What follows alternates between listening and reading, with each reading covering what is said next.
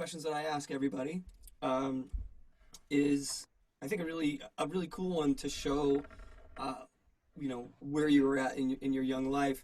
I always ask people what record you bought with your own money for the first time. What was the first thing that you saved up all this money to buy, and then you went and made your purchase? Because it's one thing to be given something from someone, like a pass down from this, and that's really special in its own right. But when you invest your own time and money to buy the one thing, I always feel like that's a cool moment. I think I might have saved my allowance and bought Little Richard uh, Tutti Frutti. There you go. 45. Yeah, 45. Right on. It was all I could afford. I mean, that's all you needed. Tutti Frutti. Classic. Yeah. It's funny. He put that all of his best songs. It seems like, going through his catalog, they did almost like the same record for, every 3 years. You'd have like Long Tall Sally and Tutti Frutti. They'd come out with these different recordings, which was kind of neat in some ways because, the technology was getting better and you were getting a chance to hear it in a different way. I always thought that was kind of interesting. Yeah. Rest in peace. Um, I just kind of go back a little bit. I won't dwell on your past too much, but I was going to go back to the Dead and a little bit of the beginnings there. And I got to be honest, like, frankly, there's a few things that I've said over the years that I really really regret. And one of them is, as a basketball fan, I never got to see Michael Jordan play when I had opportunities to. I had tickets to go see Jeff Buckley twice before he passed away, and I missed him. But when I was in high school, in I think like '88 or somewhere around there, a friend of mine took me to Shoreline Amphitheater to a Dead show. And I was really into heavy music at the time, like industrial and punk rock and new wave and stuff like that. And sadly, I I didn't go in, and I thought it would be this one thing. When I got there, it was like such a unique, cool group of people. Everybody was super friendly.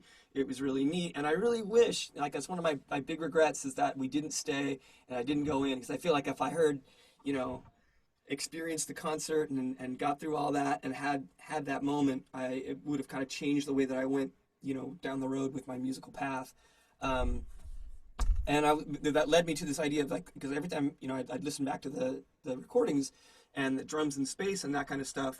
I was always curious, did that come in as like that inclusion to the set? Was that sort of like, you had a large catalog at this point and maybe you wanted to take a break and you're going to say, like, okay, Mickey, Bill, you guys, futz around for a minute while we take a breather? Or was that something that they really wanted to do? Or was it like a conscious effort that you guys wanted to create this thing? Because it was such a unique thing. Well, that drum concerto, the little drum concerto in the middle, in the toward the end of the second set, that sort of evolved. Uh, Basically, we listen to a lot of jazz guys, and oftentimes that in a jazz show, the drummer takes a drum break, a drum solo, and a lot of bands do that actually, not just jazz bands, but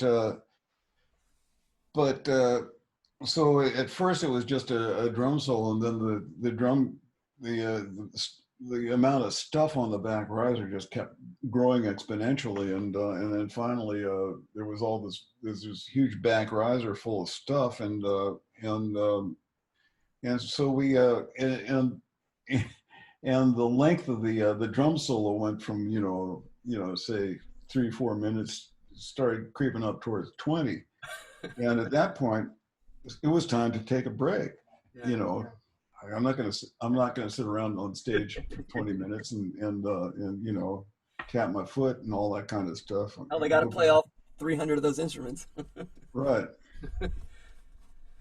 Well, that. I mean, it's a really cool thing because it adds such a unique element to the show.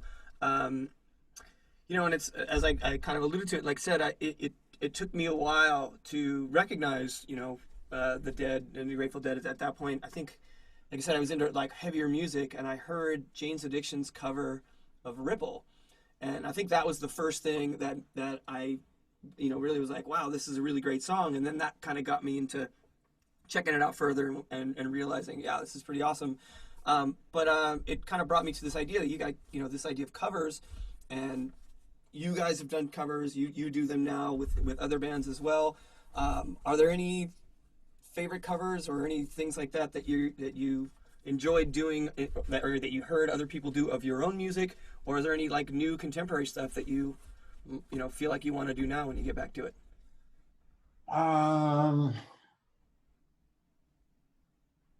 I'm just starting to listen to music for fun again because I just finally set up a turntable and I've rediscovered listening to music for fun because basically digital music isn't fun to listen to.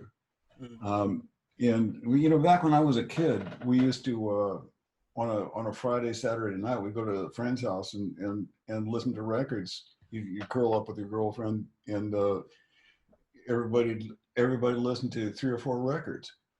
And people don't do that anymore because Yeah. because digital music, the nature of it is it's work for your brain to assemble what it's hearing, what your ears are hearing. And so it puts stress on your brain that's not there when you're listening to analog music. Hmm. And so I'm just now starting to get back in the habit of listening to records. And I got to go and get my old. I got I've got a couple hundred records here at my place out at the beach, and I got to go break into storage and get my old collection back out and get my kids to listen to them because they can hear the difference. They Yeah. can actually understand that they're it's, I've never listened to music this long Mm. and felt this good.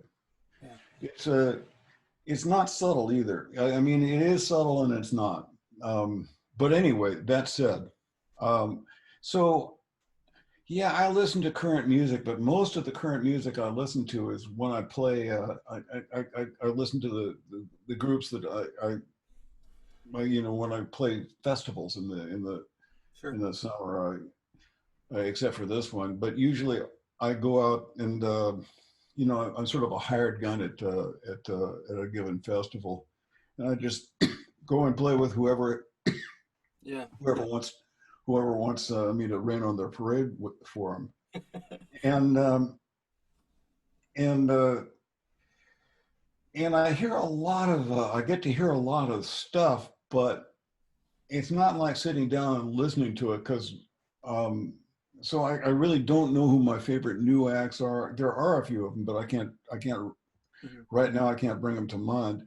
There's one tune that I want to do from way back when, from back in the '60s, a tune by Dolly Parton called "Blue Ridge Mountain Boy" Mm. that I think I'm going to work up. Oh, Um, wonderful. I- Would that be a she's solo thing, or you gonna bring in the boys? a little both, I think. I think at first, I'm just going to do it solo, and I've also been playing with my old friend Ramblin' Jack a little bit. Still 'Cause waiting for that ride. Where's Mike? you know, he lives not far from me here in West Marin, so I'll we get together every now and again. Yeah. That's awesome. Yeah, I was, in prepping for this, I was listening to your version of Stagger Lee, from the Grateful Dead era, and I started thinking about that song. I thought like that's such a really unique thing in music. I mean, there's lots of covers. People will do a cover of a song, but that was I couldn't really think of any other in which it's not even really a song per se. It's a concept and a story that people will Yeah, use it's for the meaning. story. Like I don't know if you've heard the Nick Cave and the Bad Seeds version of that, which is extremely dark and definitely not safe for work. But it's another take on that cool tale, and I love how you guys flip the script a little bit on it. It's just a neat thing. I'll have to listen to that. Nick Cave and the Bad Seeds. Let me make You're a right note of on that it. Yeah. because Well, yeah, it's it's really cool. I mean, it's definitely a darker one, but he takes it there, and it's just really emotive, and it's Nick Cave, so right. there's that. Because one night with Rat Dog about 10 years ago, um, we were playing, I think, the Beacon Theater for 3 nights in New York, and I keep I wanted to work up the Grateful Dead's version of Stagger Lee, and then the old Lloyd Price version of Stagger Lee, and then the Mississippi John Hurt version of Stagger Lee, and because they're really all very different. Hmm. Now, it's the same story, but the music is not remotely the same in any of them. There are no themes or anything that are carried away. It's just the story that made it um, down to the Delta with John Hurt and then Lloyd Price. I guess he was from St. Louis, and I think Stagger Lee, the original Stagger Lee, the historical figure, was also from St. Louis. Yeah, I think so Uh, too. Yeah, um, yeah. I was that's such a really interesting idea to do that, and I always love those different takes on it.